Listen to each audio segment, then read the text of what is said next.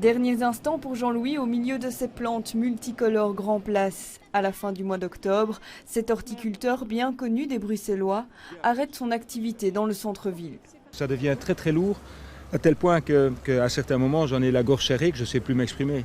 Parce que je voudrais quand même remercier tous ces gens qui m'ont fait le privilège d'être mes clients pendant des années, et qui m'ont fait vivre avec toute ma famille.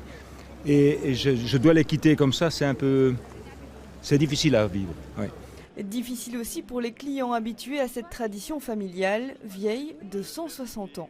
Super triste pour moi, égoïstement, parce que c'est ici que je viens acheter mes fleurs. En fait, je viens acheter mes fleurs ici, surtout parce que c'est Jean-Louis et qu'avec lui, c'est chouette parce qu'on parle de livres, de philosophie, de la vie. Triste parce que c'est un folklore qui disparaît de Bruxelles. Moi, je suis vraiment étonné. Je suis venu ici pour chercher des petites fleurs, pour faire la décoration de mon salon de coiffure. Pourquoi arrêter aujourd'hui ? Parce que le contexte a très fort évolué. À Bruxelles, il y a de plus en plus de tourisme, il y a de plus en plus d'activités. Et l'accessibilité du centre est devenue de plus en plus ardue, probablement en voiture. En transport en commun, ça marche. Mais disons qu'aussi, les gens, pour se déplacer et acheter des plantes en transport commun, c'est pas évident. À partir du moment où les gens ont un certain âge, trimballer des plantes dans le transport en commun en sac, c'est pas donné à tout le monde. Afin de garder cet espace vert au milieu de la Grand Place et cette véritable attraction pour les touristes, la ville veut lancer un appel à candidature.